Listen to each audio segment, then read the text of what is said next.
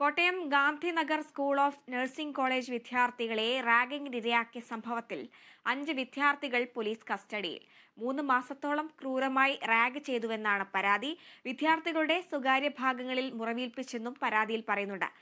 വിശദാംശങ്ങളുമായി വിസ്മയ പ്രകാശ് ചേരുന്നുണ്ട്. വിസ്മയ, അതിക്രൂരമായ ഒരു സംഭവമാണ് ഉണ്ടായിരിക്കുന്നത്.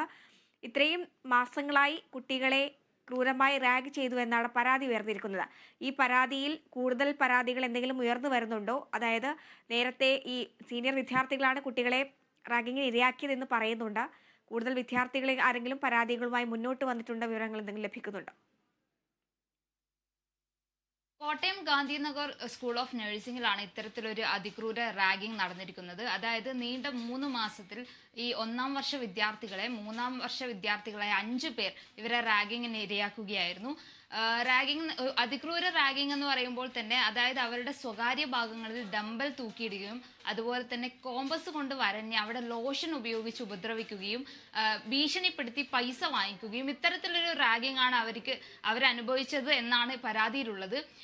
അതായത് അവരെ കോളേജിൽ ജോയിൻ ചെയ്തതിന് ശേഷം 3 മാസത്തോളം ഇവരെ നിരന്തരമായി ഇതുപോലെ റാഗിങ്ങിന് ഇരയാക്കുകയും പിന്നീട് ഒരവസ്ഥയിലാണ് ഇവരിത് കോളേജ് അധികൃതരെ അറിയിക്കുകയും അങ്ങനെയാണ് ഈ ഒരു ന്യൂസ് പുറത്തു വരികയും ചെയ്യുന്നത്.